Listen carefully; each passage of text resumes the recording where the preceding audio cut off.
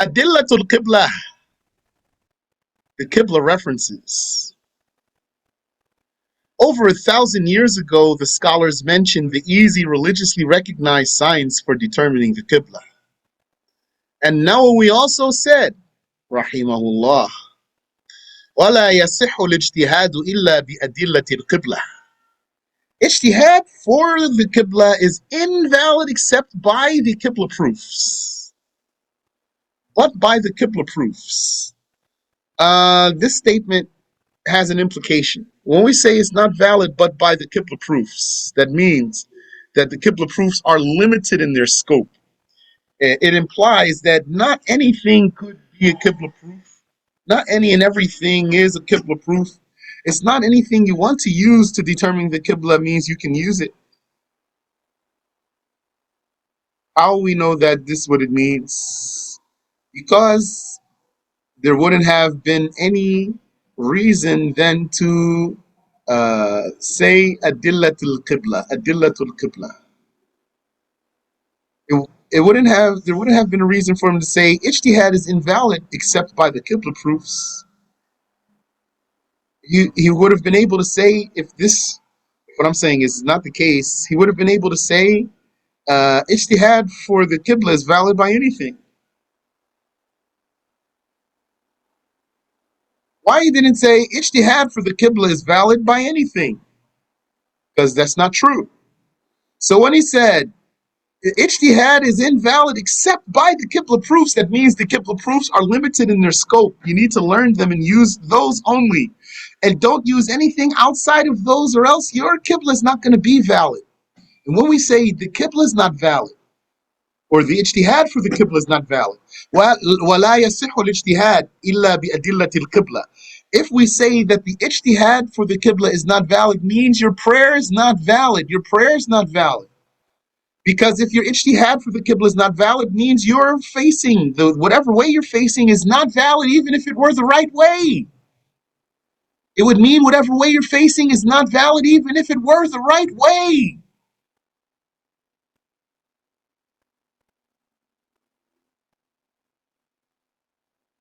Meaning here, it's invalid just based on a technicality. You're facing the right way, and your prayer is invalid based on a technicality. The technicality was that you didn't look into it the right way so that it would be valid. Don't they say, for example, in law, like non-Muslim law, that, for example, maybe a person will have been guilty of something, but because they did not investigate the procedure properly, or because they did not validly submit some evidence, they didn't submit evidence in some valid way, because of something, he gets off on a technicality. It becomes like nullified based on a technicality, even if he really did it. It's like that here. If you don't make ijtihad by the proper the Qiblah proofs, your ijtihad's not valid. Then your prayer is not going to be valid even if you were facing the right way. وهي كثيرة. There are many. فيها كتب مصنفة. There are books authored about them. وأضعفها الرياح لاختلافها وأقواها الخطب. The weakest is the wind for its fluctuation. Yani, its lack of stability. And the strongest is the Polaris, North Star.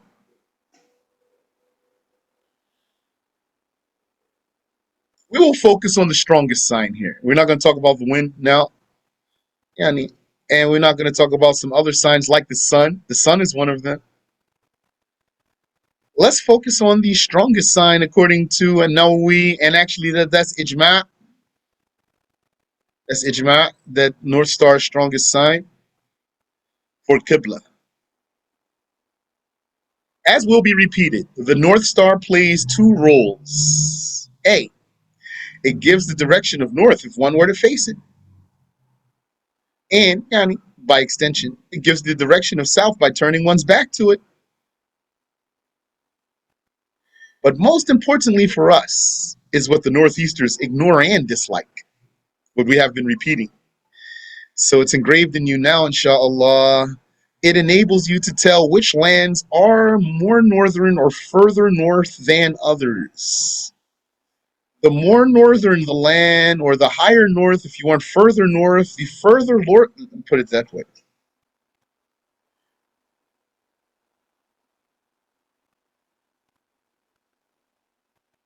The further north the land, the higher the North Star is in the sky from the horizon.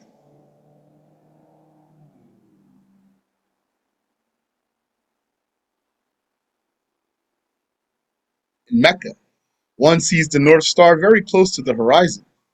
In the United States, he sees the North Star even higher, further from the horizon. In Canada, one sees it even higher, yani yet still even higher, until reaching very far north, where one would find the North Star directly overhead. This means that Mecca is south of the United States and Canada. Anyone who learns fiqh properly will be able to find the directions any time of the day or night and face the proper direction. If it's not cloudy, if it's cloudy, it's going to block the sun and the shadows, the sun in the sky and the shadows on the ground. Since Mecca is southeast of our position, and you know what southeast means here, then one can find east in the morning by finding the light of dawn, yani before the sun even comes up, or he can find the horizon of sunrise in the morning. He can find east in the morning, and then he faces that direction, east. Then he turns to the right slightly, yani, or whatever degree of south he needs to do. If he is in North Canada, he needs more south in his direction than if he is in South Florida. So it says turn to the right slightly, and more or less, depending on his case.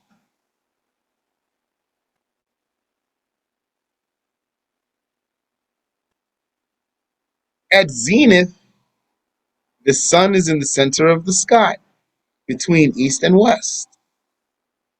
If it's between east and west, then you can know north and south by facing the sun. Facing the sun at zenith. Face the sun at zenith, then you will know north and south. If that's not clear for you, then think about it. Or if you have a question, feel free.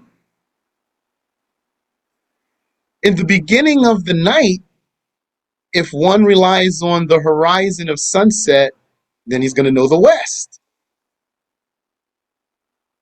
So then he puts his back to the west so that he faces the east. And then he turns to the right to face south of east. Turns to the right, yani, more or less, depending on his case. And after the night settles, one may also find the North Star. And then, so that's going to tell him north. And then he turns his back to it, and then he'll be facing south. And then he can turn to his left so he can add east to his south. Yani, so he's going to turn to his left more or less so that he can be southeast more or less, depending on his case. The southern regions of the earth that cannot use the North Star have other stars that they can use.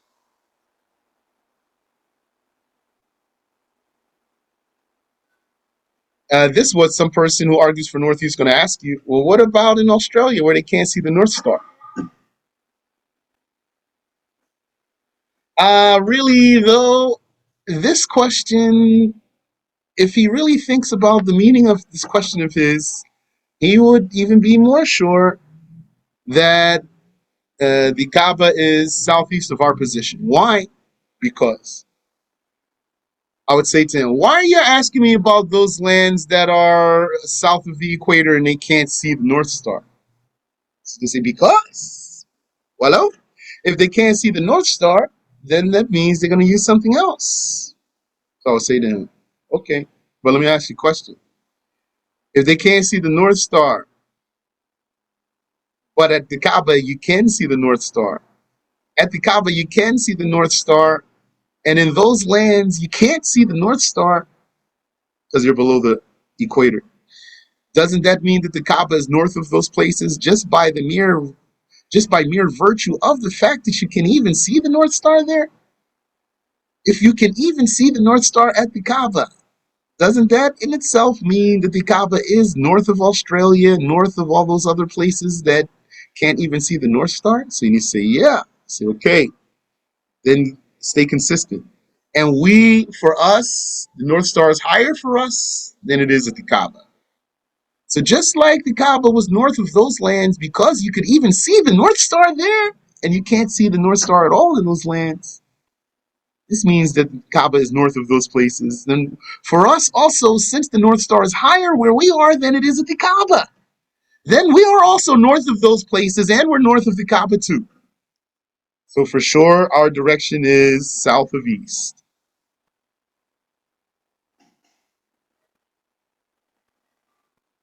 Is this clear?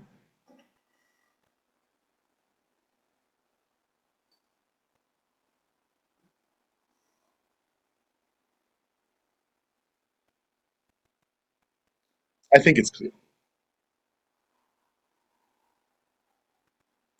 What is mentioned here is simple and applicable by all people, not just mathematicians and geographers.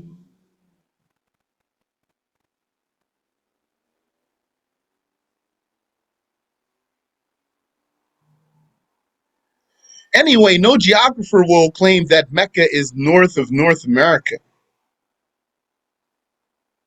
nor would a mathematician claim that if he knows geography.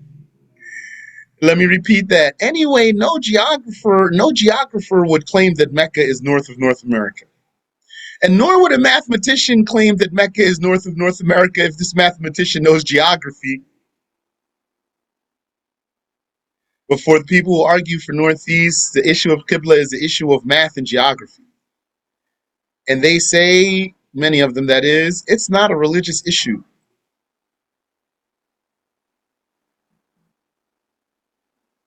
Tell them, how's not a religious issue? Where we even got the word Qibla from? A science magazine? A social studies book? Social studies textbook? Or we got it from the religion? It is a person so ignorant that he confidently puts a string over a globe. This one who's a complete failure in geography. He's calling our bluff, saying, it seems you are lacking in basic geography.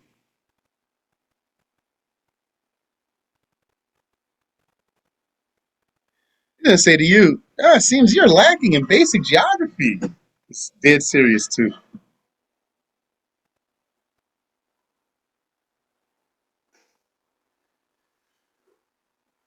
Excuse me.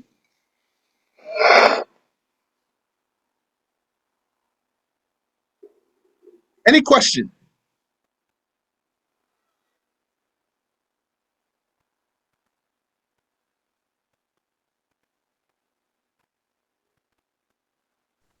Assalamu alaikum, sure. Wa alaikum assalam wa rahmatullah. The North Star is the most sound proof because it's stable, it does not change. That's correct. Okay, that's all. Plus, isn't it? But I asked that question after the class. Okay. Now, that's correct. What some Northeaster just might maybe say to you here, he might say, no, that's not true. North Star does move. That's true. North Star does move, but moves so slightly that its movement is insignificant. So if he says, no, it's not true, the North Star does move because he wants to keep talking, because that very, very slight movement of the North Star is insignificant. There was no need for him to even make that statement. Yeah, it's true. You stated the truth there, but that truth is futile for you. You just want to contradict me. It's because you're so used to just wanting to contradict me and say contrary to me. You did state a truth that is irrelevant.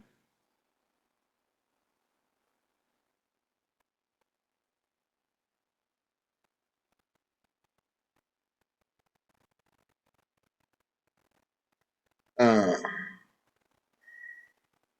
he said, I have a question. How do I determine if North Star is higher or lower where I am compared to Mecca? You might need to do some research, for example.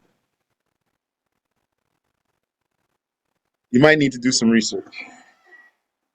Maybe, so let me say this to you. It is a fact. Yani, it's just like, it, this question is just like if you were to say, how do I determine that the sun rises at the Kaaba before it rises where I am? So, is that achievable? How are you going to do it? So, you might have to do some research, like just learn some things that will make you know. You understand how I'm answering this for you?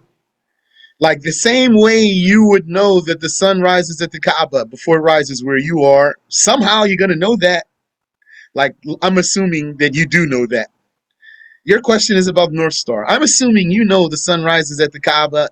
Yani, if you are like in North America, I really don't know where you are. If you're in North America, I assume that, okay, you're in Sweden. So it does still, though, right?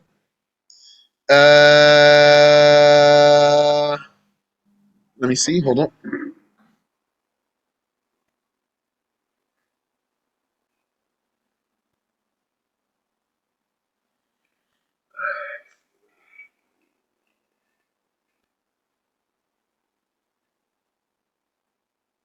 Yeah,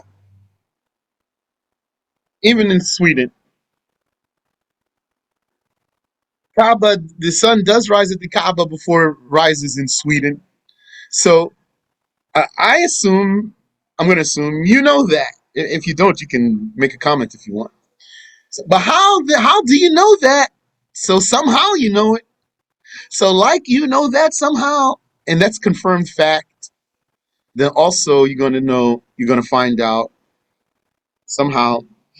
Excuse me. The North Star is higher where you are than it is at the Kaaba. Like for example, like you know geography, and you know like the this is really how it works. Like for example, let's say if you were at what they call North Pole, that the star would be directly overhead. You have to literally lift your head up and look directly over yourself to see it.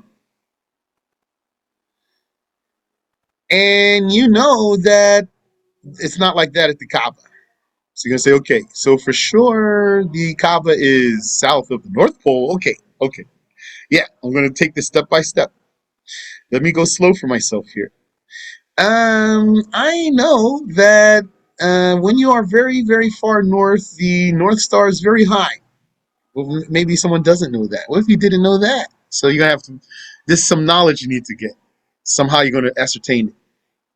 That's why I said, was it you who asked? I think it was you who asked. Uh, if you want to know where the Kaaba is from yourself, then you need to ascertain the answers to these two questions. That's why I said it this way.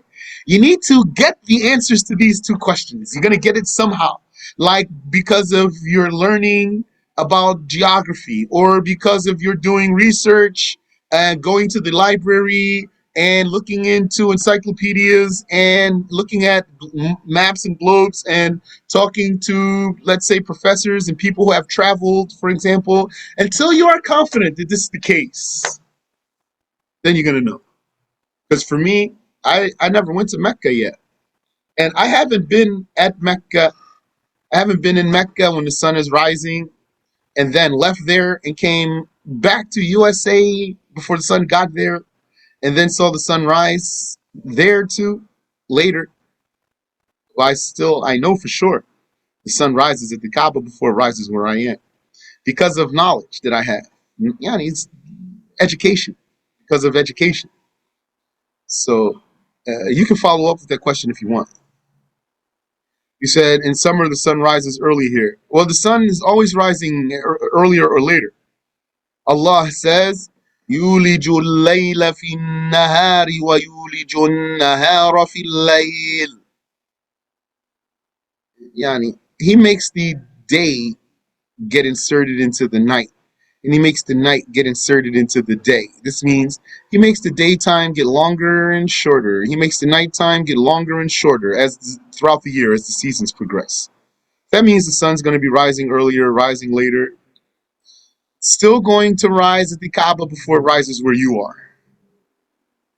No matter how early it rises where you are, it's going to rise at the Kaaba before that. Because Mecca is east of Sweden, and the sun rises in the east.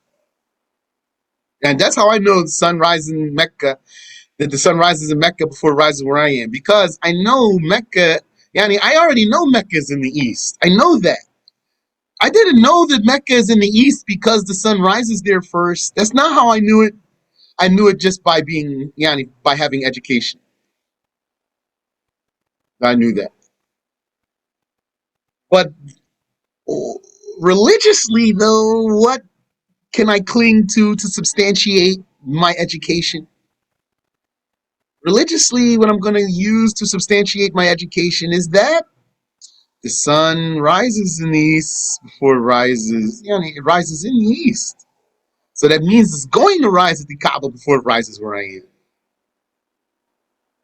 And I know by education that the higher north you are, the higher the North Star will be in the sky. I talked to a person who told me he faced east in USA.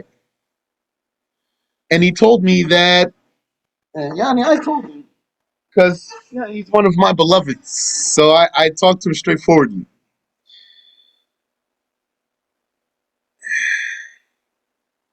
Talk to him straightforwardly means that you're going to have a little bit of thick skin right now while I'm talking to you. But I'm going to tell you the truth, inshallah, for the sake of Allah. You're one of my beloveds. It's going to be easy for me not to beat around the bush with you. So I talked to him, and he told me he's facing east. I said, why are you going to face east? Do you not know the North Star is higher where we are than it is at the Kaaba? Long story short, he said he did know. He did. He verified it. But I don't know if he thought about it well before he had the conversation with me. But when we talked about it, he said, no, you are right. You're right. Yeah, I know it. He knew it. Yeah, I didn't talk him into it. He knew it after we talked though. So I hope he fixed his thing. I hope he didn't say, well, according to some, there's room for error, and which basically means I'm not going to look too far into the North Star here. Which is, although that's the strongest Qibla proof.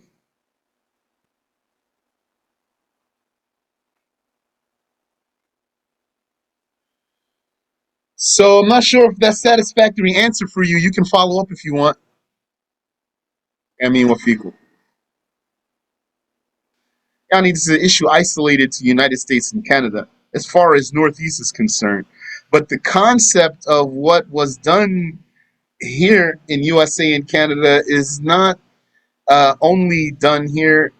It reached me that some people in other far places, some Muslims in other far places, implemented the same innovation. And so, according to that, people in New Zealand, Muslims in New Zealand, have deviated from the Qiblah. I didn't talk to anyone who says they did so, though, or anyone from outside of USA and Canada who said, yeah, we adopt this way. I haven't spoken to anyone myself. Just reached me that some people in some different far places like New Zealand or maybe Japan, they have done like people in USA and Canada have done. Or maybe that's not true. I don't know if it's true or not.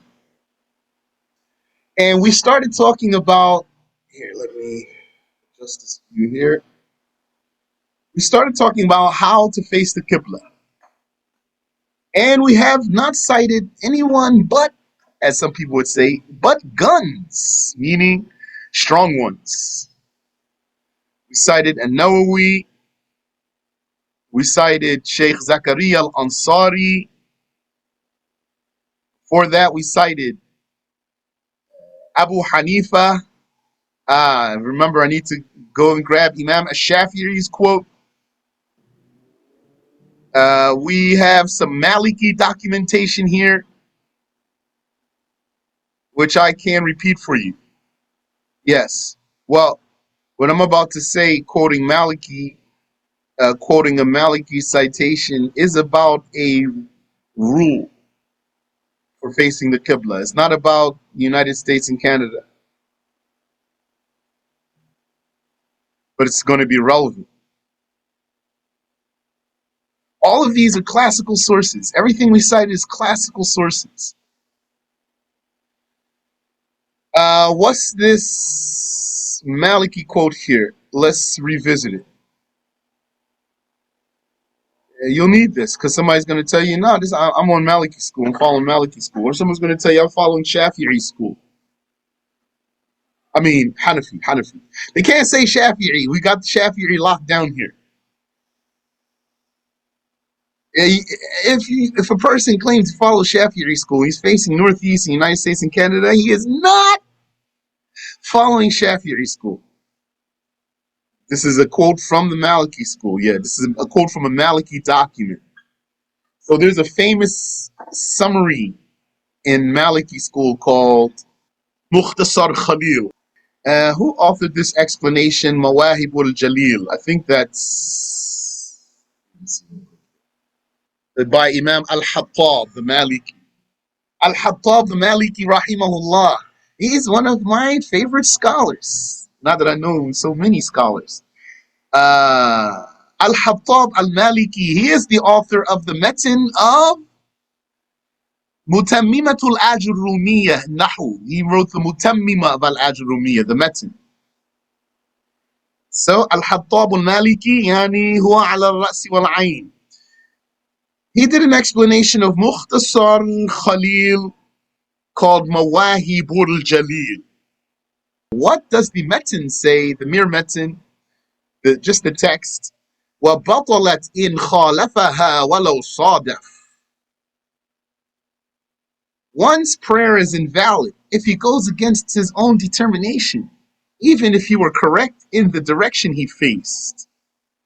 بطلت أي صلاته إن خالفها أي قبلته القبلة التي أداه إليها اجتهاده.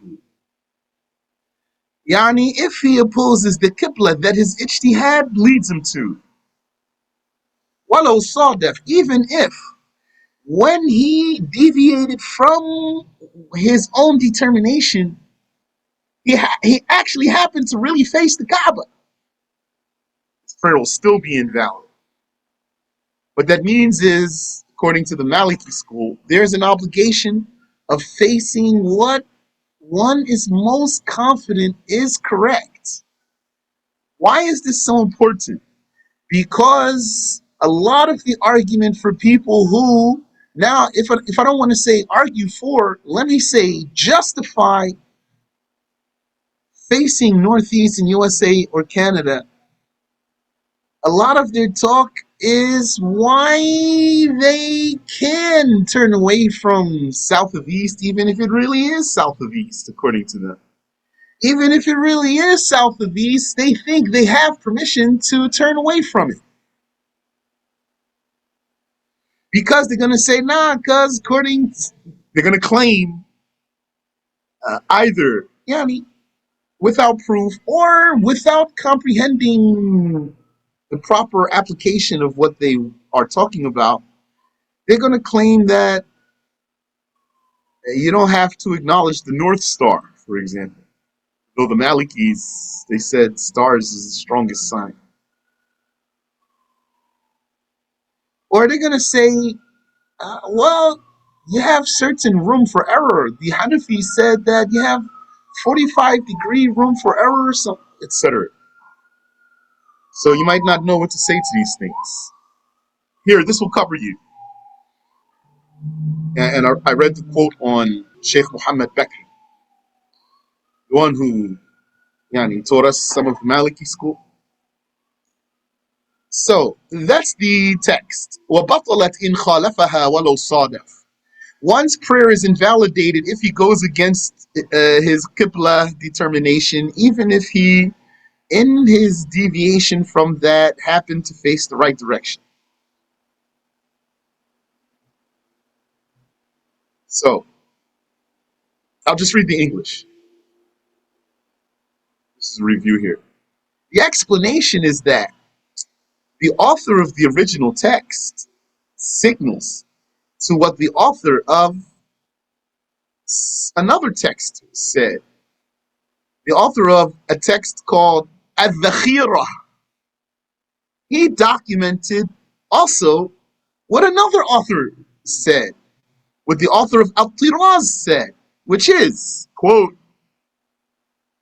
here's the quote, وَنَصُّهُ, quote, قَالَ إِذَا أَدَّاهُ الْاجْتِهَادُ إِلَى جِهَةٍ, if one's determination, his ijtihad, leads him to a direction, فَصَلَّى إِلَى غَيْرِهَا, and then he prays in a different direction, ثُمَّ تَبَيَّنَ أَنَّهُ صَلَّى إِلَى الْكَعْبَةِ, then it became clear to him that he actually faced the Kaaba.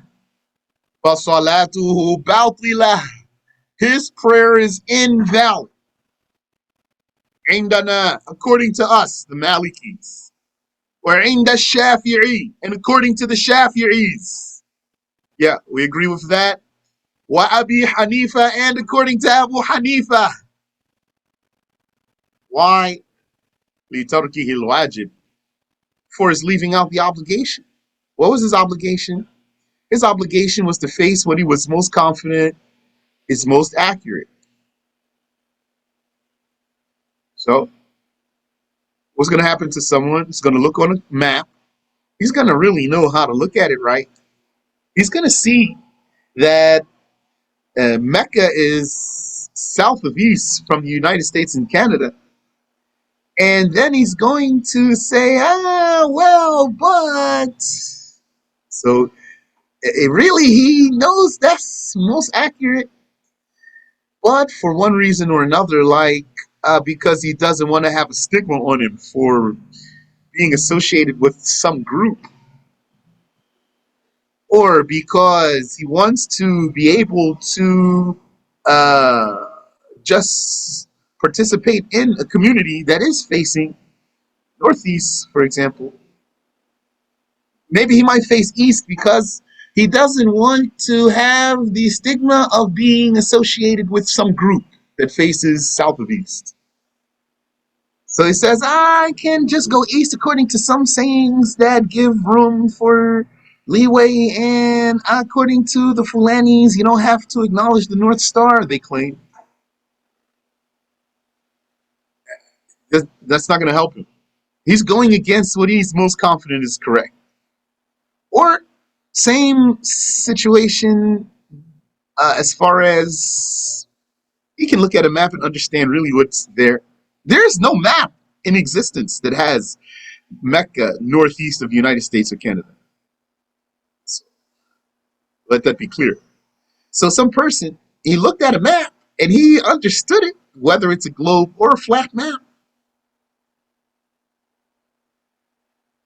And then he said, well, according to the Fulanis, I can do like this and like that.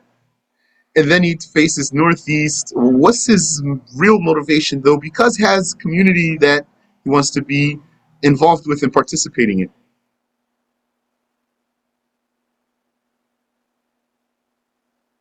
And let me be clear here. When I say he wants to be in this community, I'm not saying they are teaching wrong beliefs. I'm not saying they are in their aqidah deviated from Ahlul Sunnah. I'm just saying they have wrong Qiblah. That's all I'm saying here. So some person wants to be in this community.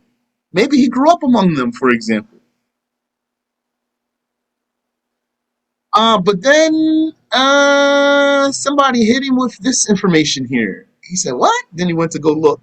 And they said, oh, snap. Then he went to his imam. And his imam said, no.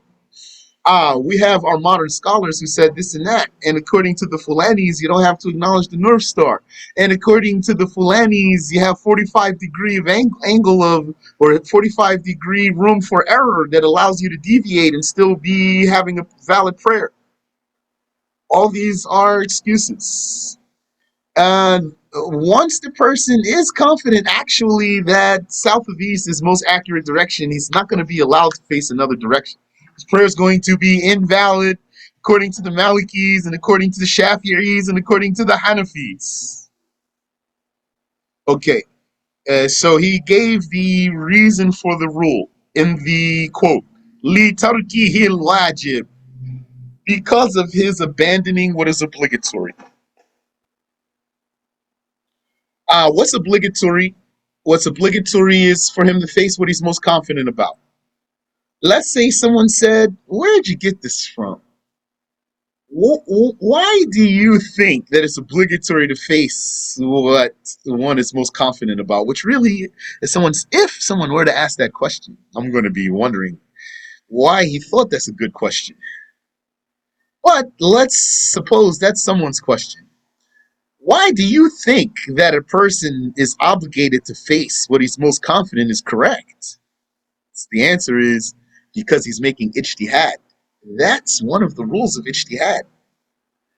One of the universal rules of ijtihad I was mentioning for you last time. Ijtihad has broader application than just what the top mujtahids do. What the top mujtahids do is called ijtihad. And what we, even laymen, for finding the Qiblah, what we do is called ijtihad. And also in some other cases, you're going to perform an ijtihad. You might be performing an ijtihad to determine if the water you're using is pure or filthy. Or you might be doing an ijtihad for some issue or another issue. Ijtihad, whether it's the top legal ijtihad, or whether it is for determining the Qiblah, or if it is for anything else, it is the procedure of ijtihad. Yani, your goal is to find what's you're most confident about. Because what is ijtihad, by the way? Remember, ijtihad is an attempt to find the answer to a question that doesn't even have a definitive evidence, a definitive, explicit, clear evidence. You want to know the answer to a question that doesn't have a clear, explicit evidence for its answer. Meaning, for example, some issue arises about prayer or about fasting or about Hajj or about marriage or about inheritance. Some issue arises, a question arises. What would the mujtahid do? He's going to look for the answer in the Quran. What if he finds it? Can he just make ijtihad anyway? No. Or he's going to look for the answer in the authentic, explicit hadiths. If he finds it, can he make ijtihad anyway? No. And likewise, you person who wants to face the Kaaba, if you can see the Kaaba with your own eyes, then can you make an ijtihad about where it is? Can, can you make an ijtihad? If you can see it with your own eyes, can you then also make an ijtihad? No, you can't. Okay, so then the meaning of making ijtihad is to get the answer to something that does not have an explicit proof for the answer, or else you wouldn't be making ijtihad if it did. So, once we say it doesn't have an explicit proof for the answer, but you want to know the answer, what are you trying to do then? Are you trying to arrive at the most far-fetched answer? Or are you trying to arrive at any answer whatsoever? Or are you trying to arrive at what is most likely and what has the strongest indications? And what is unlikely false? You are trying to arrive at what is unlikely false and most likely true. That's what ijtihad is in the first place. So therefore, it's not going to be valid for a person to look into the issue of the Qibla when he can't see the Kaaba. He can't see the Kaaba, and nor does he have a trustworthy person who can point it out to him because he can see it. then he must make his own ijtihad. It is not it's not valid for him to then, after something was likely in his heart, after something was likely in his heart, it's not going to be valid for him after that to turn away from that for something else, for some reason such as being in unison with his community, or for some reason such as avoiding the stigma of being associated with some group so that you can teach people who, if they thought you were associated with that group, they won't learn from you. None of that's going to be an excuse for the person. Or for any reason whatsoever. To make another issue easier for yourself, or for any reason whatsoever. Yeah, go ahead.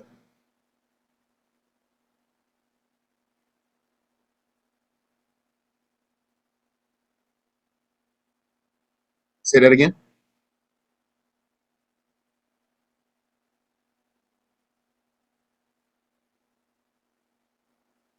Yes, correct. Yeah, you turned away from what you were most confident was correct, then your prayer is not valid. Then someone asked a question. Okay, well, what if a person is so confident that the direction is northeast? I'm going to say his prayer is not valid because he's actually against definitive evidence. What if the mujtahid made an ijtihad and turns out there's a hadith that has the answer? And what that hadith says is different from what he says. So then what's going to be the judgment of what he said? Zero, nothing, worthless. What if he's a great pious man, a mountainous scholar and a great pious man? He made an ijtihad, and it turns out, and he came to an answer about something, to an answer to something. It turns out there's already a hadith with an answer for the question that he wanted to answer, and the answer in that hadith is different from his answer. So what are we going to do with his answer? We can toss it back to him like a frisbee. Here you go. Same thing. If a person were so sure that it's northeast in the United States or Canada, I'm going to say to him, but the North Star is higher where we are than it is at the Kaaba. Therefore, the answer you arrived at is contrary to the actual proofs. So it's not valid.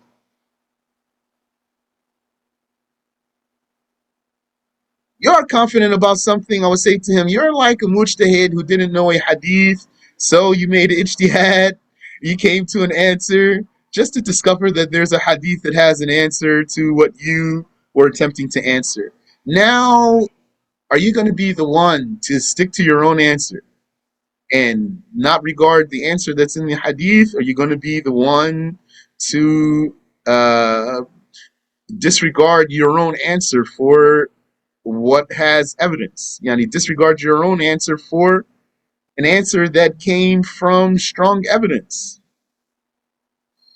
I would say to that person, you looked into the shape of the earth, and you looked into the trajectory of airplanes, and you looked into the distance between towns, and you did all sorts of things. And then you came up to an answer, which is to say, my Qibla is northeast, I'm so firm. And look, everybody else is facing this way too, must be the right way. And then someone comes to you and says, but look, according to the North Star, you should be putting south into your direction instead of north, because where you are, the North Star is higher where you are than it is at the Kaaba. That means you need to factor south into your direction, not north. So what you're going to do? You're going to claim, well, according to the Fulanis, you don't have to acknowledge the North Star. What I'm going to say to him, I'm going to say, wait, Allah said, وَبِالنَّجْمِ هُمْ يَهْتَدُونَ. By the star, they are guided. So I'm going to say to him, I might say, yeah, by the star, they are guided. I'm going to say, so without the star, what they're going to be? Maybe he's going to be silent right there. Here's a question. I don't use those degrees. I face slightly south of east in a way that is, I'm confident, I'm most confident.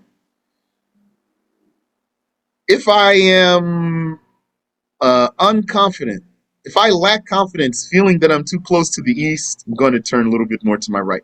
If I lack confidence, feeling that I'm too far in the south, I'm going to turn a little bit to my left until I'm facing a direction that I'm most confident about. And besides that, then those numbers for me, without me having more expertise, those numbers are irrelevant for me.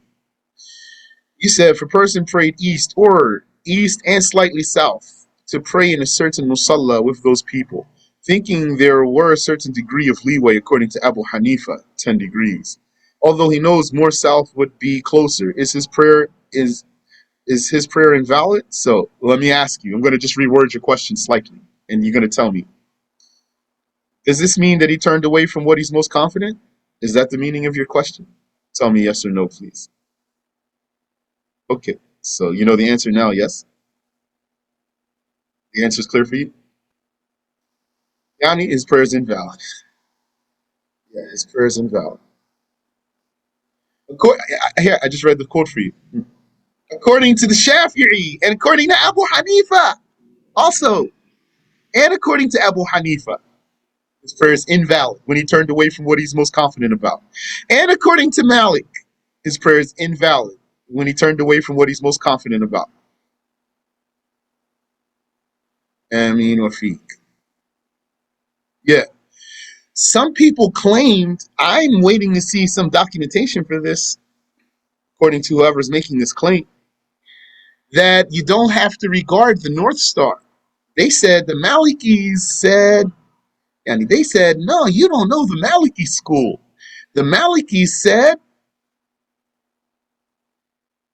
you don't have to acknowledge the North Star. Knowing East and West is enough. Once you find East or West, then you can just face East or West. And whether you put South in there or North in there, it's okay. East is going to be enough for you, and then the North part and the South part is just doesn't matter.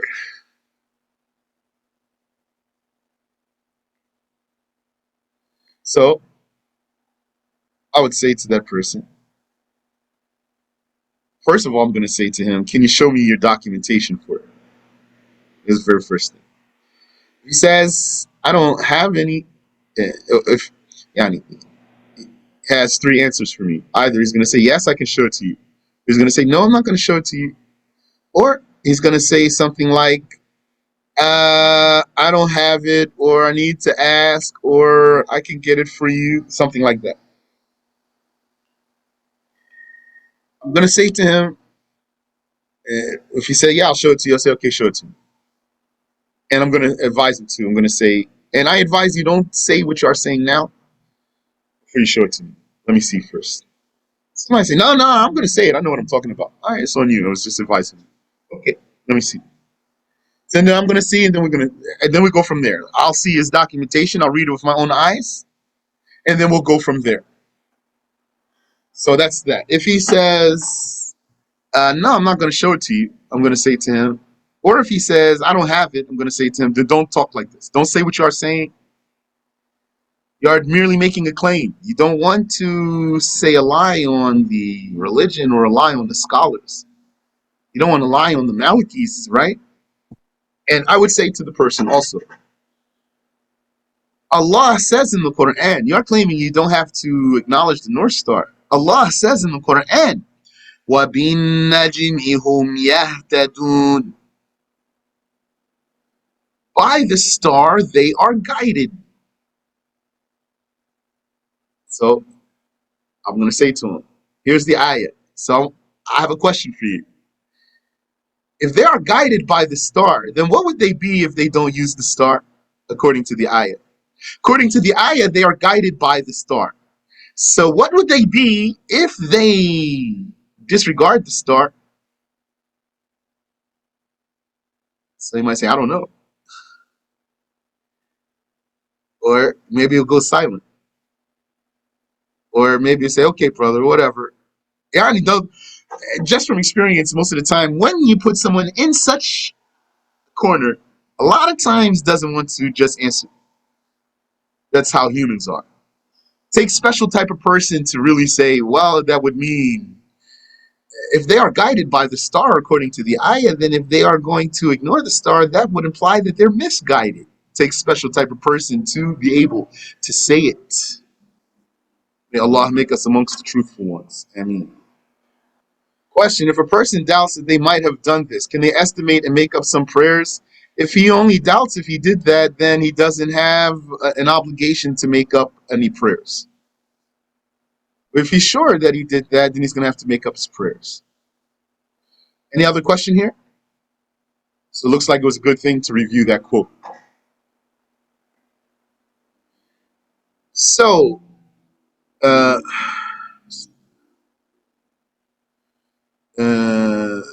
do you want me to repeat? About the ayah?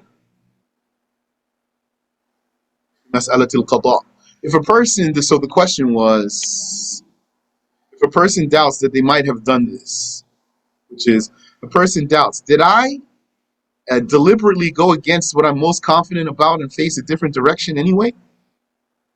I'm doubting if I did that or not. If this were a person's case, then he does not have confirmed obligation of making up prayers, because a doubt is not an evidence. Rather, if he is sure that he did that, then he's going to make up his prayers. Can he estimate and make up some prayers? So if he's doubting, he's not obligated to. If he's sure he did it, then he needs to make them up. It says, as for that Maliki, he is likely misunderstanding the hadith, ma bayn al-mashriqi wal-maghribi qibla. Yeah, perhaps. Whatever's between east and west is the Qiblah. So he thinks this means you don't have to recognize the North Star. So he doesn't know the meaning of the hadith. MashaAllah. شيخي, please do explain تعبناك سيدي, ما بين المشرق والمغرب قبلة حتى نفهم الحديث على وجهه. Yeah, ما بين المشرق والمغرب قبلة. This hadith doesn't deny that North Star is strongest Qibla sign. I have here. At-Tirmidhi's hadith, ما بين المشرق والمغرب قبلة. What is between east and west is Qibla. This hadith is for Medina and its surroundings, according to Al-Basir. Yani, the Prophet was addressing his companions in Medina, and so he told them what their case was. Not that that's a broad rule. That's one way to explain the hadith. Or it's a norm, according to our Shaykh. Yani, in most cases, your Qibla is going to be between east and west. This hadith doesn't deny that North Star is strongest Qibla sign. We need to look further into this hadith, actually. Maybe there's more information to put here. What does that mean, even? Ma bayn al-mashriqi wal-maghrib.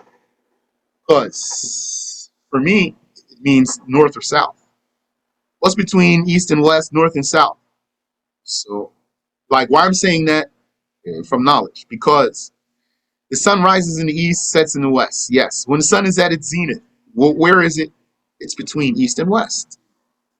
When it's at its zenith, it's between. It's in the middle. Perfectly between east and west. So then, if you face the sun, you're going to be facing north or south. Because it's between the east and the west. So, we can look further into the hadith, insha'Allah ta'ala. Maybe there's something there. But anyway, we have two I have here from what I have learned, two explanations for the hadith. One is that the Prophet was addressing his companions in Medina, and this is their case. And then, according to that, it's not a broad rule. Another is that it's just a norm. Yani, it's a norm and it's not absolute for all cases. And no matter what, though, this hadith can be explained in more than one way. وَإِذَا ثَبَتَ الْإِحْتِمَالِ سَقَطَ الْقَطْعُ فِي الْإِسْتِدْلَالِ. Once something can be possibly explained in more than one way, then you cannot be definitive that one of those ways is the exact way to explain it. MashaAllah. إذا ثبت الاحتمال بطل القطع في الاستدلال هكذا. سقط, usually they say سقط. سقط. Yeah. سقط إذا القطع. ثبت الاحتمال سقط القطع في الاستدلال. مهم. And some say إذا ثبت الاحتمال سقط الاستدلال, meaning القطع فيه. So strange some people are, it's true. Now, before we close out, inshallah ta'ala, let's just read this section here. We went over this a couple times before, but I just want to follow everything in the book here. The legend of the sun over the Kaaba. Okay, yeah. Hajj Ali, he suggested that I call it the myth, because legend maybe sometimes could have good connotation. But I still like legend better because I find it funnier and more abrasive. Yani, I'm not being as nice as some people might be. So what is this anyway, this legend of the sun over the Kaaba, what I'm calling a legend here? Here's a footnote. In their claim, the people would be eagerly waiting all year for that day or two when the sun is directly over the Kaaba. That's true. There is some day, there's some time when the sun is directly over the Kaaba, and when there's no shadow, there's not going to be any shadow. So they say, don't you know, this is the strongest way to determine the Qiblah. So, and they, mashallah, they spread this one far and wide. I might even use the word, I'm impressed at how they were able to disseminate this myth, this legend, such that any person is like, oh, it's a fact. What? You don't know? They'll talk to you like you're a moron. What? You don't know? The sun over the Kaaba. Okay, so let's investigate then. Let's look into your claim. In their claim, the people would be eagerly waiting all year for that day or two when the sun is directly over the Kaaba and there's no shadow at the Kaaba to verify their Qiblah. Now, this is untrue. That's what I'm saying. I'm answering that person. I'm saying to him, that's not true that they did that. I'm going to say to him, before I say all these things that I'm about to read, do you have a reference? Brothers and sisters, a very important question here. Sometimes you might not want to ask if the person has a reference because you're afraid he's going to give you one. Don't be afraid he's going to give you one. Ask him. Most of the time, they're not going to have one. And then in the cases when they have one, you're going to see in so many cases, it doesn't say what they are saying. Now, in the case of saying what they are saying, then we'll deal with it then. But don't be afraid to ask a person for his reference. And even if it's in Arabic and you can't read Arabic, that's fine. Tell him, give me your reference. Or if he says you can't read Arabic, tell him, don't worry, I know people who can. Share with me your reference, please, so that I may take it to someone who can verify it for me. So that's my first thing I'm going to go to. But let's just investigate the claim here. Let's see how plausible it is.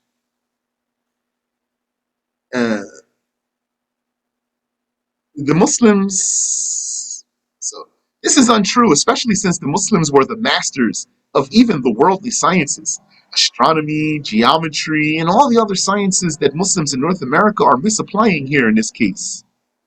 When did such waiting start? During the days in Al-Madinah? Was it when they got in Al-Madinah that they would be saying, oh, y'all rubbing their palms. Soon it's going to be the day when the sun is directly over the Kaaba. Then we can be very sure that we have been facing the Qibla most accurately or not. Can't wait. Is that when it happened? Or perhaps it was during the days of the followers of the followers Not during the days of the Tabi'un. Maybe it was from the days of the followers of the Tabi'un. When did this start?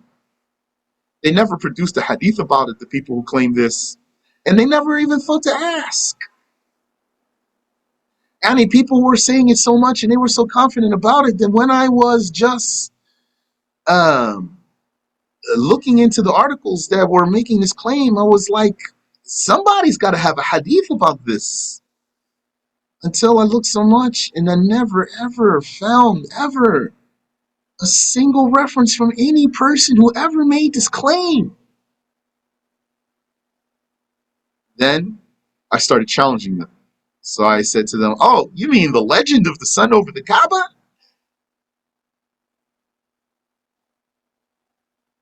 This claim implies that they were uncertain of their Qiblah until the moment that the sun rises over the Kaaba. And then they would hurriedly verify their Qiblahs before the sun declines from its zenith. Because it's only going to be there for a few moments. But then after a while, somehow they would become doubtful again about their direction. So they would again wait that day to verify their Qiblah. It's like a holiday. And then again and again, every year, fixing their Qiblahs and adjusting their mihrabs by the sun being over the Kaaba for a few short moments. So let them produce their classical references for this.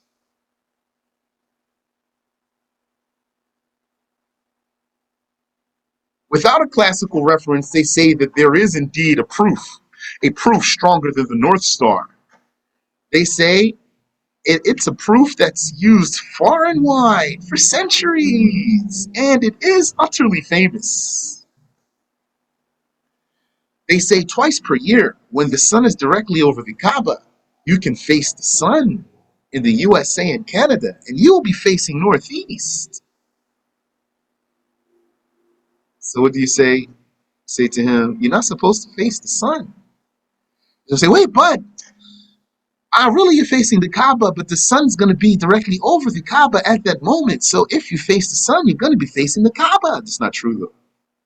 Because for a fact that they insist, for a fact that they impose on us in the wrong place, the fact that they impose on us in the wrong place is against them here, which is what? There's a curve in the earth. The earth's not flat, brother.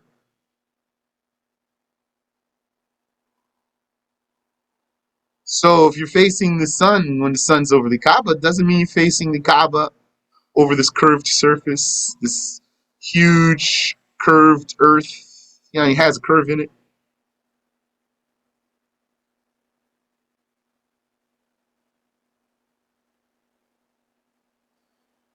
If they say, but at that time, it's like you're facing the air over the Kaaba. That's why, don't you know that you can face the Kaaba or the air over the Kaaba or the ground under the Kaaba? You say, the one who faces the air over the Kaaba is because he was over the Kaaba. He was, for example, in a skyscraper, or he was in an airplane or a helicopter. So he's going to face the air over the Kaaba. You're standing on the ground. You're not over the Kaaba. How are you facing the air over the Kaaba while you're standing on the ground? We tell them to bring the reference for the Imam who validated this practice. This challenges an extremely weak opposition for those who don't care about Sunni scholarship. But if he's claiming this is such a famous practice, then there must be scholars involved. Who's documenting this very famous practice? Some layman? Otherwise, any Northeaster who claims to follow the four schools is easily refuted by the documents of the four schools, that the strongest sign for those who cannot see the Kaaba is the North Star. So, if he's a Shafi'i, we already cited Imam An-Nawawi when he said, وَأَقْوَاهَا الْقُطُبِ, strongest Qibla sign is the polar star. For a Hanafi, Ibn Abidin said, قَوْلُهُ كَالْقُطُبِ هُوَ أَقْوَى الْأَدِلَّةِ. That's verbatim quote there. Ibn Abidin said the Polaris is the strongest of the Qibla references. So that's Hanafi school. For the Hanbali school, Ibn Qudama said, وَآكَدُهَا الْقُطْبُ الشِّمَالِي. The most reliable star is the northern polar star. And this is included in the quote of the Maliki Ahmad ibn Mayyara, who in the quote that I have, the quote that I have of Ahmad ibn Mayyara, he cited, this is just summarized here, he cited ayat from the Quran about the stars. And he said a broad statement that there's a consensus that the stars, with an S, that the stars are the strongest Qibla sign. So he didn't say in this quote, the North Star is the most reliable Qibla sign. He didn't say that in this quote here that I'm alluding to here. But that's what it's going to be, though. So I did talk to a brother. He said he follows Maliki school. For the fact that Ahmed ibn Mayyara did not explicitly say North Star here, he said, nah, I don't submit. I don't grant it. Fine. The Nalawi said North Star. Ibn Abidin said North Star. Ibn Qudama said North Star. I'm a Maliki, though. He didn't say North Star. He just said stars. As if he doesn't know that even if he just says stars, as if he doesn't know that the North Star is the most reliable of stars. It's like he is being willfully ignorant here. They imagine that they can know when the sun is at its zenith above the Kaaba when they cannot see the Kaaba. Very important here. When some person tells you, when the sun is directly over the Kaaba, you can face the sun, you'll be facing the Kaaba. Ash-Shamali. Okay, Barakallahu Feek. Al-Qutb al-Shamali, the northern star, Barakallahu Feek.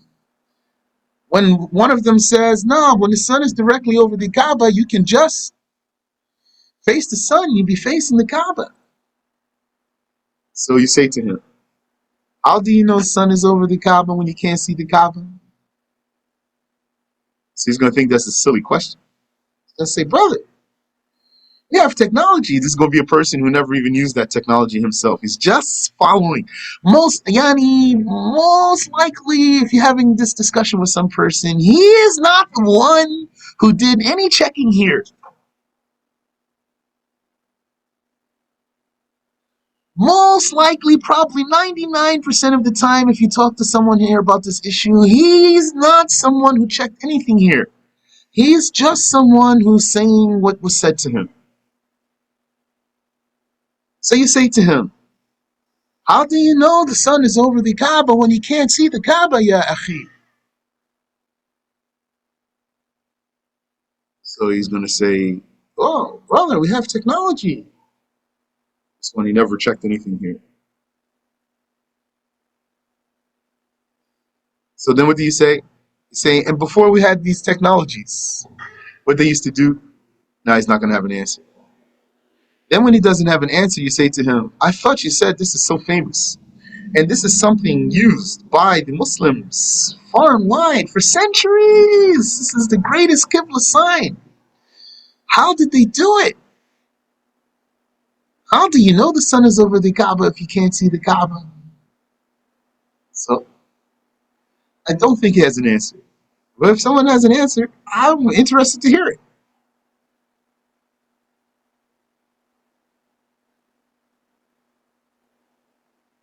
God knows how they are certain that they are not too early or too late when they direct themselves towards the sun without seeing the Kaaba. They made a rule that the sun becomes the person's Qibla on those special days. And at those special few moments of all the days in the year, over 300 days in a year, these days are the ones that will dictate what goes on for every other day. And for all the moments of the year, just those few moments are the moments that will dictate everything else in the year. All the other days and times in the USA and Canada will be based on those, and not to mention, when they say you can see the Kaaba, you can see when the sun is directly over the Kaaba, you can see the sun rising in the northeast from some selected area in Canada. So that's not everywhere. Not everywhere in the United States and Canada you can see that. According to them, I never did check that. Also, that's what they said. But I know brothers who said they checked it and that this is true. What is true? They say the time when it is claimed that the sun is over the Kaaba. If you are in some special place in Canada, maybe Nova Scotia. Is Nova Scotia in Canada?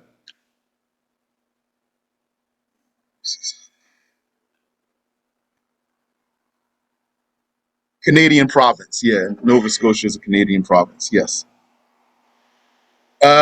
So I heard from the mouth, personally, from the mouth. I was there in the same room with brothers who said they did look at the time when it's supposed to be that the sun is over the Kaaba at special location in Canada. When the sun was rising, they found it rising in the northeast. They said that's true. Okay, so what those people are doing, they're facing the sun. So according to them, they made a rule that the sun becomes the person's Qibla on those days. They think that seeing the sun at that time is like seeing the Kaaba. They think that's imagination there. That's delusion. That's theory. Theory. They think that seeing the sun at that time is like seeing the Kaaba. But when you learn fiqh, then you know. If you didn't see the Kaaba, then right there means you do not have definitive proof for its exact direction anyway. Once you lose sight of the Kaaba and you don't have a trustworthy person who sees it pointing it out to you, then right there you lack definitive evidence of its direction. How after that you saw the sun and then you just suddenly knew the definitive degree of the Kaaba without seeing it? This is theory.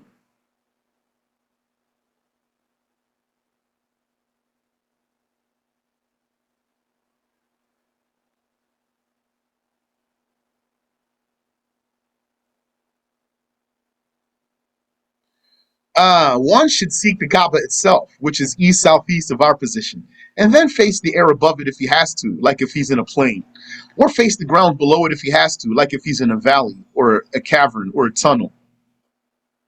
The legend of the sun over the Kaaba is a fairy tale, so that's challenged there. Fear Allah and accept the Sunnah. That's challenged to you. I'm saying to you, you're against the Sunnah here, ya akhi.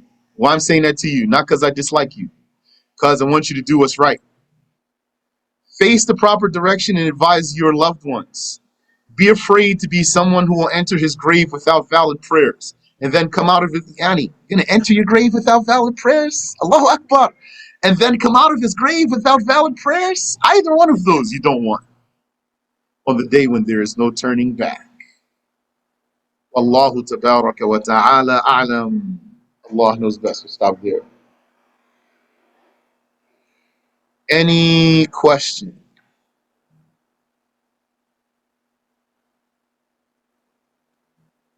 Shaykhi, assalamu alaikum. Yes, wa alaikum assalam wa rahmatullah. What you just mentioned that if someone wasn't seeing the Kaaba side, just seeing the Kaaba, or someone was telling him that I see the Kaaba Yeah. right in front of me, the Kaaba is from here, so he has to rely on ijtihad, right? Yes, correct. If he doesn't see the Kaaba and he doesn't have an informant, a trustworthy informant telling him what he sees, then he must make his ijtihad. Correct. Okay. Sheikhi, could you go back and the page? I just missed a couple of lines. I was taking a screenshot. Okay. Yeah, I think one should after that one should see the Kaaba itself, which is East southeast of our position. Yeah, okay. Then as the face author what? wrote. And then Yeah. face the air above it if he has to. Yeah, I missed that. If he has to, like if it's a plane or the ground below, if he has, okay. is in valley, cavern, or tunnel. Yeah. Okay. What he should not say, though, he shouldn't say like those people say, well, if you face the sun when the sun is directly over the Kaaba, then it's going to be like you're facing the air over the Kaaba. You say to him, you're not going to be facing the air over the Kaaba while you're standing on the ground. Yeah. Yeah. True.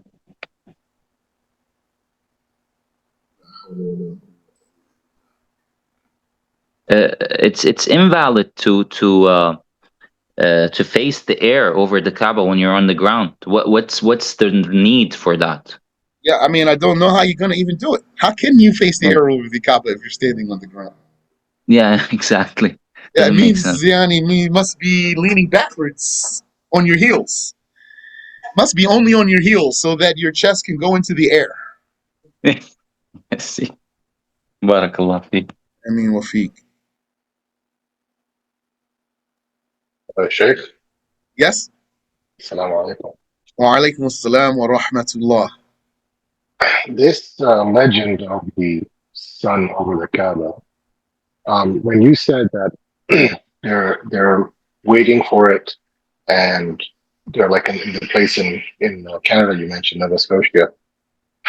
My question is how are they linking the two? Like, how are they saying that from this location and on that day and that time over, where the Kaaba is, we're going to be synchronized, meaning like we're going to be, be able to see that the sun is now over the Kaaba. Like, how are they determining that? That's the part I don't understand.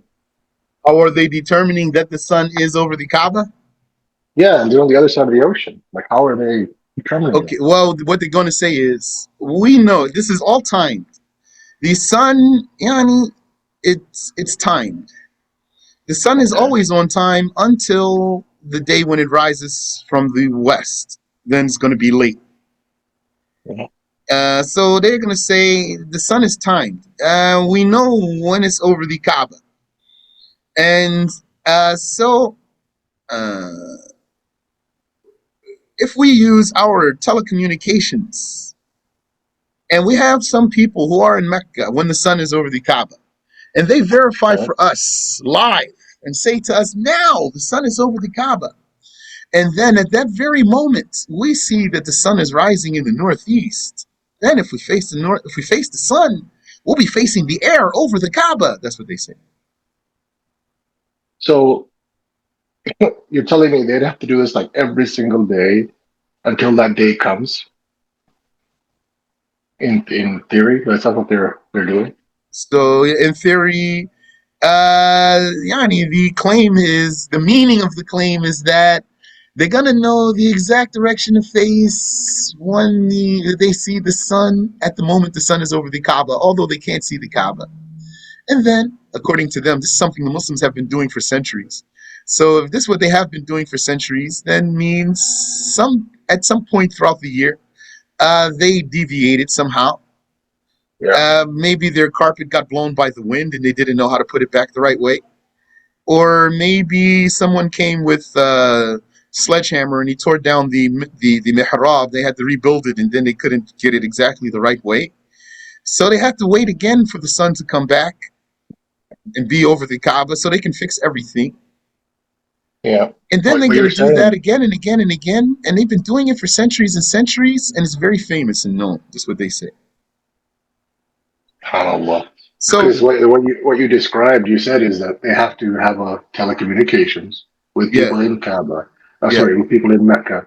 So essentially, you're saying they would have to do this like every day on a daily basis until that day comes, so they can say, "Yep, it's Not now every day. They're happening." just going to say, we know the day when the sun is over the Kaaba directly. And all we Uh, need to do is wait for that day and then have a contact at the Kaaba. um, And okay. then, we're going to be on the phone with him early. And then, when he says, now, then we're going to Oh, face the sun, for example. ah, yeah. Okay, I understand. I'm happy to know. So what you say what they used to do before they had telecommunications. Right. So I don't know what he's going to say. Sheikh, what did you say about the mihrab? What was the note?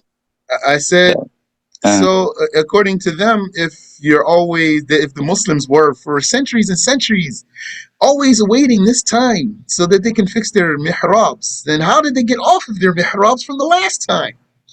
So maybe the wind blew their carpets. They didn't know how to put their carpets back, and they had to wait for the sun again. Or maybe someone came with a sledgehammer and he knocked down the the mihrab. So then they had to rebuild the mihrab, but they didn't have the sun over the Kaaba, so they weren't sure if they got it right. So then they need to wait. Subhanallah. Yani, it doesn't make sense. Yeah. It's unlikely. Because, or else how's going to be, what were they doing? Yani, if I'm in a town, whatever town I'm in, I don't even know when the sun is at its zenith in the other town. Mm-hmm. How I know when the sun is at its zenith just in the neighboring town or a few towns away. True. I don't know. So subhanallah. So how are they gonna know? Because in the reality situation is you saw the sun when the sun is over the Kaaba, you're not seeing the Kaaba, all you see is the sun. So if you turn to face the sun, this is theory. This is theory. This is not empirical evidence here. This is theory. It's like the one who said he can go west from the Kaaba. If he's west of the Kaaba, he can go west and still reach the Kaaba. Similar, meaning it's theory. What does he mean by going west from then reaching Kaaba? If he's so, for example, in the United States, we're west of the Kaaba. He would say, Yani, we would say to him, distance does not matter. Distance is not an issue in the Qiblah. He's going to say, yes, the distance is an issue. He's going to say, I'll tell you why. Look, is Mecca east of us or west of us? So we're going to say east. He's going to say, yeah, you know why? Now I'm going to say, because the sun rises there before it rises here. He's going to say, no, it's because if we go east, we're going to get there faster than if we go west. So that proves that the distance matters. So I'm going to say to him, what make you think you can go, if you're west of the Kaaba, you can go west and still get to the Kaaba? He's going to say, yeah, don't you know, you can go all the way around the world, just come back from the other side. So I'm going to say to him, you did that? And then he's going to think I'm being a jerk. Circles. Yeah. I'm going to say, oh, no, I'm serious. You did that? So he's going to say, no, I didn't do it. And then I'm going to say, I know you didn't do it. You know somebody who did it? Then he's going to eventually tell me, either he's going to stop the conversation, or he's going to say to me, no, I don't know anyone that did it. So I'm going to say to him, okay, so why don't you do it? And then when you get to the Kaaba from the other side, you let me know. Then we're going to start this conversation anew. Subhanallah. Then I'm not going to be able to claim it's a theory anymore. So go do it so that you can disprove my claim that what you're talking about is a theory. And then when you get to the Kaaba from the other side, we're going to repeat this discussion from the beginning. Yeah, you're right, subhanallah. Yeah, I totally understand now. Then he's going to say, so what are you saying? I could fall off the earth? I'm going to say, I'm not saying you're going to fall off the earth. I'm just telling you it's a theory. You never did it. You never saw anyone who could do it. You are assuming. You think the earth is like the globe. So then you might say, what? You don't think the earth is like the globe? So I say, what? I might say to him, I don't have a definitive evidence that the earth is like the globe. So then he's going to think I'm being ignorant and stuff like that. It's okay. When I'm talking to someone and he thinks I'm ignorant like this, I'm just going to keep talking to him because I'm going to get past all of that stuff anyway, inshallah. Once we get past all those little sly remarks and things like that, then we're going to shut the conversation down.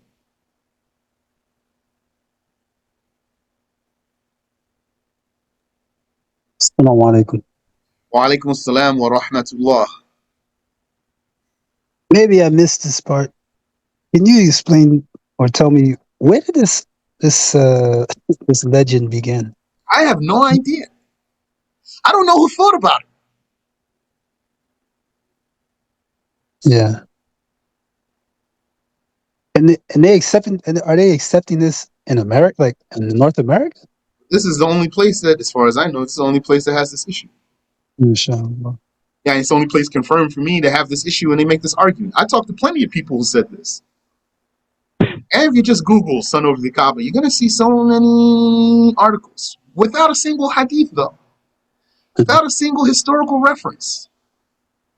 But they're gonna claim this is something the Muslims have done for centuries, so famous. Yeah, and they say they're saying that the sun is going to be over top of the Kaaba. But what time of day? Did you say It's that? gonna be noon.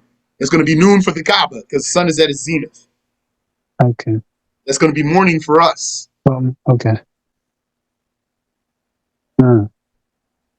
So they Mashallah. say when the sun is over the Kaaba, then we find the sun rising in northeast.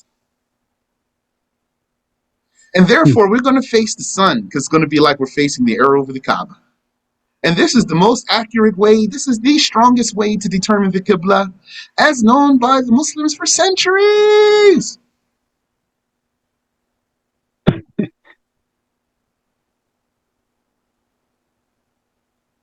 So Yani, the all these meaning of other my times of the tone of day. voice, the Go meaning of ahead. my tone of voice is how confident he is. Yes. Yes. What did you say? I was just saying. So if it's going to be Fajr time for us, For example, something like for Fajr for time or example, morning time, sometime in yeah, the morning. And you're not going to see that everywhere. right. They say particular location, isolated spot. When the sun is over the Kaaba, you can find it. Isolated spot somewhere in Canada, rising in northeast. And then they're going to say, therefore, everywhere in the United States and everywhere in Canada needs to face northeast. Mm. People in California who could never see such a thing, they need to face northeast too, according to them. Mashallah. Barakallahu feek. Ameen wa fiik. Assalamu alaikum, Sheikh. Wa alaikum assalam wa rahmatullah. Sheikh, I was wondering, would they use any so-called proofs by like so-called scholars and whatnot? Scholars what? Like, would they claim to have proofs from scholars? Yes. Oh, okay. Yeah, they would. So what do? You say, first of all, the statement of a scholar is not proof. Statement of a scholar needs proof. It's not that the statement of Mm, scholar is proof. Statement of scholar needs proof. If the no. statement of the scholar is contrary to the proof, then we can throw a statement back to him. No. Barakallahu feek, Sheikh. Ameen wa fiik. Shaykhi, just Yes. about what we just mentioned regarding just going west. Perhaps he would like mention the matter of the plane going, like a plane can go west before, like we mentioned the globe. I'll repeat the same question to him. Which one did that? Theoretically speaking. Yeah, it's theory. Mm. I'm going to turn my back to that place and walk in the complete opposite direction and expect to get there. Mm. Yeah. Show me. Show me. You just show me. Then we talk about it. Yani, I don't have to submit to an idea that you have no reference for. It is merely a theory. Yeah, true. He's still gonna accuse you of being what is it called, raj'i, or I'm going to accuse him. He can accuse me of whatever. I'm going to accuse him of applying theory in the issue of the Qibla and not following the proper rules. yeah. Subhanallah. I'm going to stand my ground. I'm going to tell him. You're telling me you can put your back to the Kaaba, walk in the exact opposite direction of where it is from you, and still get there. That's what you expect me to accept. Could you come again, Sheikh? Yeah, I'm going to Turn say your. to him, Mm, you are saying to me, if the mm, Kaaba is east of you, that you can mm, put your back to it and face west and walk in the mm, exact opposite direction of where it is and still get there. yeah. The issue here is there's a deeper issue that I would probably try to avoid. But if you force me into it, I'll talk about it. Which is that this now really is an issue about the accuracy of your education in the first place. Mm, Meaning, for example, something spoke about before. Wasn't it true that at one time the people of Europe and Africa and Asia, they didn't know about Northern and Southern American continents? Yeah, true. that's what the history tells us. Mm-hmm. And yani until the Europeans found it, and then they came over here and took these lands, Mm-hmm. colonizers. Mm-hmm. Okay, so there was some time when the map wasn't even complete, but they thought it was. True. Yes. So now the map is complete, or you think it is? We we might think it is. It's Yeah, you not. think it is. Do you have an ayah, for example, that proves Mm. that? Do you have hadith that proves that? You don't have anything Uh, that proves that. You don't have anything that mm, proves that the map is done, that the yeah, globe is that's a done. very strong argument. That's a very strong one. Yeah, you're right. That's theory in itself. True. جزاك الله عنا خيرا سيد. So Yani, because of your education, you're not looking at this from religious perspective. Yani, or it's not purely religious. You mixed either you're one of those people who have no regard for the scholars, and so you mixed non-religious perspective into the issue. Yani, you thoroughly mixed it. You made it tainted. You tainted the issue with non-religious perspectives, or you're a person who wants to follow madhabs and listen to the scholars, but you also want to face Northeast. And so you're mixing some religious things with other non-religious things.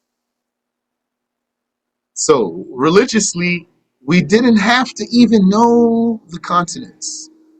We don't have to know the shape of the earth to know the Qiblah. We don't have to know the continents to face the Qiblah. We don't have to know distance between towns. All the things that you made condition for the Qibla, they are not conditions. And you made the globe a very pivotal uh, element of your argument. And this globe, anyway, it is not really very accurate representation of the Earth. They're going to say, but it's most accurate. I'm going to say, but it's not completely accurate. That means that it has some inaccuracy. Don't tell me it's most accurate and therefore we're going to ignore any inaccuracy. You're going to tell me you don't want to use a flat map because it's not accurate, according to you. We're going to use the globe because it's closest and most accurate. So, how you accounted for the inaccuracy? How did you adjust the inaccuracy? So, I don't know what he's going to say to that. And then, but whatever he says to that, I'm going to say, why you can't apply it to a flat map? Whatever you did to adjust the inaccuracy in the globe that you want to cling to, why you couldn't do that for the flat map and adjust for the inaccuracy there? Because in reality, both maps are saying the same thing. You just don't know how to look at it. One's flat, one's a sphere, one's a flat page, and one's a sphere, but they both are giving the same reading because they both have the same grid. And the land masses that are representing the drawings that are representing the continents are traced the same, and the grid put over these tracings, it's the same grid, whether it was flat or whether it was sphere. So You rejected the flat one, claimed that because it's not accurate, because the world's not flat. So you said, let's get the globe because it's more accurate, but that means still there's inaccuracy in it, though.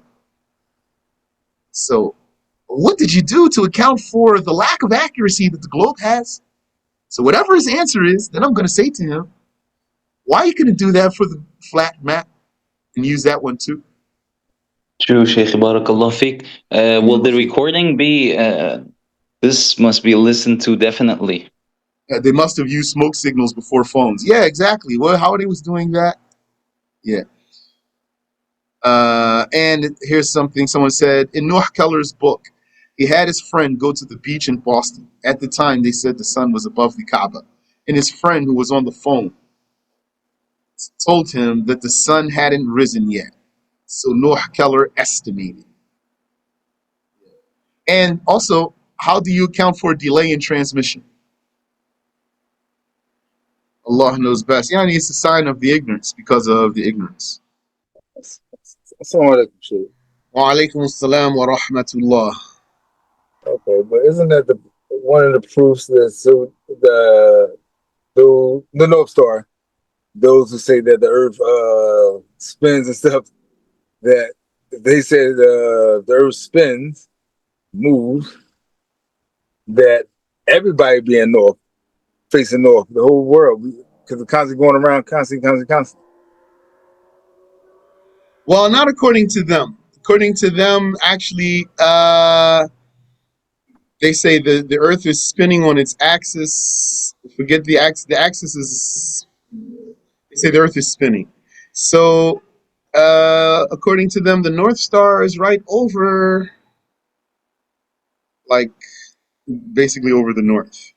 So the North Star is going to stay in its position. Even according to those people who believe the Earth is spinning, because of where they, according to them, say the North Star is in comparison to the spinning Earth, it's going to stay where it is. Which is basically, if you had a globe, so when you turn the globe, it spins. I have a globe right here in my hand. I'm spinning it. It spins. So, and it has something at the southern point at the bottom of the globe, something at the northern point at the top of the globe, although it's on an angle, that's the axis, according to them. So the North Star is at that northern point there. So it's going to stay there. Just like when you spin the globe, I have my finger on the top of the globe while I'm spinning it. My finger's just not moving anywhere. That's where the North Star is, according to them. I hope that's clear for you. You can follow up if you want. Yeah, that's clear. I try not to try to find out why these people think like this. Why they think the Earth is spinning is because they compared the Earth to the sun and they reversed it. They compared the Earth to the sun and then they reversed what's there. Meaning, if you just take what appears, the Earth is still and the sun is moving. So what somebody did, he was a philosopher. He said, you think the Earth is still and the sun is moving? No, actually, it's the sun is moving. Actually, the sun is still and the Earth is moving. We just don't feel the movement or see it. So he reversed it. So from there, they believe that the Earth is moving around the sun and spinning on its own axis. And they say that's how the day and the night are. They say the sun is in one place, and whatever side is of the Earth is facing the sun is the side that's lit. Then the other side is going to be dark because it's away from the sun. And so this Earth is spinning. The sun is in its place, and this Earth is rotating. Yeah, I mean, every 24 hours doing 360 degrees rotation. And at the same time, also every year doing, every 365 days doing a revolution around the sun. It's rotating and revolving. They have two words, rotation and revolution. Rotation, according to them, is this: the Earth is spinning, or itself. Itself is spinning like a spinning top. And the revolution is, according to them, the Earth going around the sun. So it's spinning and going around the sun at the same time, according to them. All this and no observation. Yes. All of that with zero observation. Zero observation, yes. Thank you, So when Sheikh. you talk to someone, you're welcome. When you talk to, if you were to talk to someone about this issue, that's all you have to stick to here. And he's going to talk to you like you're a moron and ignorant, uneducated, and that's not even going to affect us. Alhamdulillah, we're too mature for that. That doesn't even bother us. I'm going to say to him, well, he's saying all that stuff. You claim to be a scientist or whatever. How this is scientific, you have no observation. He's going to say, no, they observed it. Who? They don't have observation. Also, what they don't have. They also don't have isnad. They don't have any conveyance. They don't have authentic conveyance. They neither have observation nor authentic conveyance. I mean, who witnessed that? If anyone did witness, they're gonna say, "No, it was witness." They're up in the space station. They see it all the time. Okay, that's your claim. You never went to the space station to see it yourself. Yes? Yeah. No. Okay. Who saw that in the space station? He's gonna say, "What? What's wrong with you?" Because he thinks it's a ridiculous question for you to ask him who. So it's not ridiculous for him to cite some ambiguous phantom, but it is ridiculous, according to him, for you to ask who's, give me a name. It's like he's saying, what? You don't want to take from an ambiguous phantom? Go back to school. So they don't have knuckle. They don't have any authentic transmission about it. They neither have observation, nor do they have any transmission, nor do they have any revelation about it. And the Bible does not say earth spin.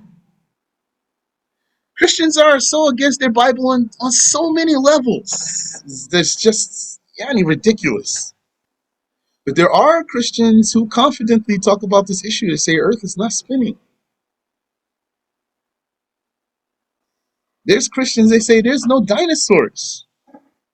There's Christians, they say earth is not millions of years old. All that's true. Well, dinosaurs, Allahu A'lam, I don't think there were really, though. Personally. I think it's easy. The argument against dinosaurs is easy, very easy.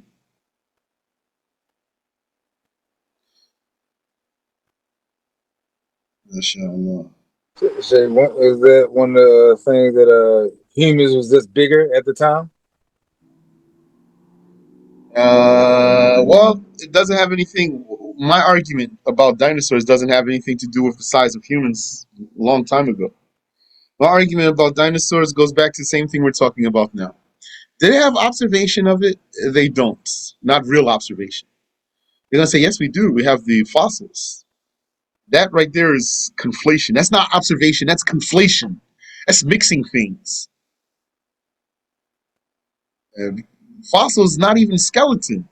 Like, you can't even get that twisted. Don't get that mixed up. They said, no, we got the fossils. What's fossils? Fossils, skeletons or bones? No, it's not. What's wrong with you? You didn't go to science class? A fossil, these are petrified remains. It's basically stone. The bones have turned to stones, fossilized. That's what it means. So you claim to have observation. You don't even have a fresh skeleton.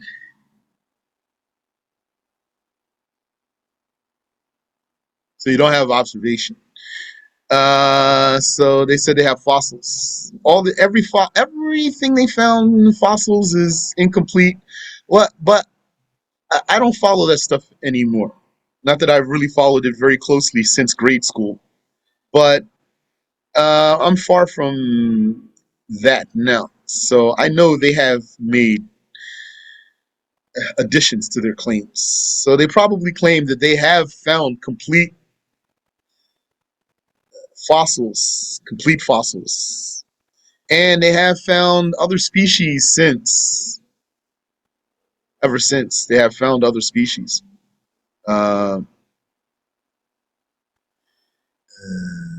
They probably would claim that, but you won't be able to see it.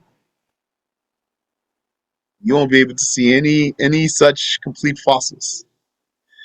Nobody's going to let you see it. It's top secret.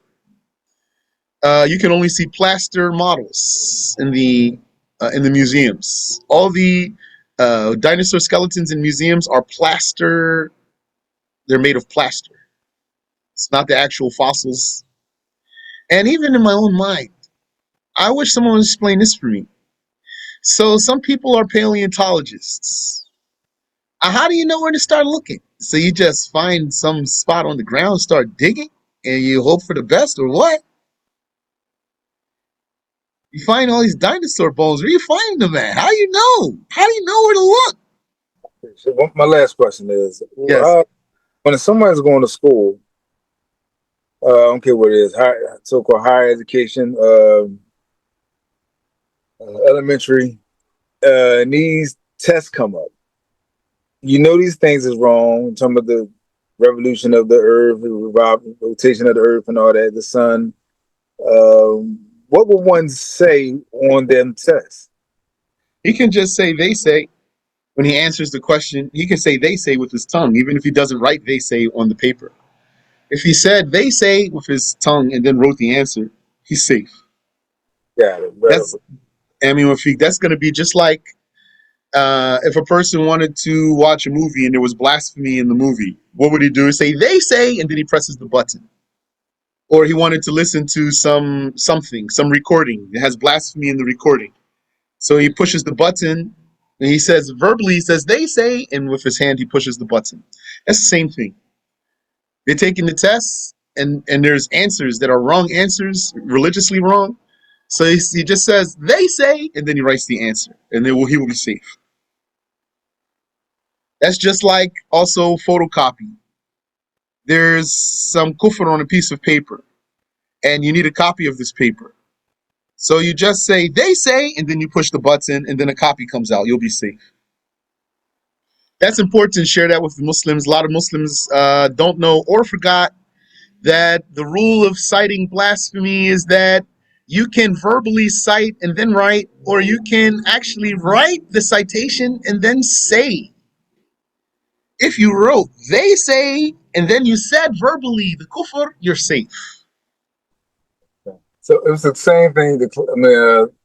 What you just said, the class you taught us years ago about recording, some blasphemy recording of radio, whatever it may be. You say they say, you push it, then you'll be safe. It's the same thing.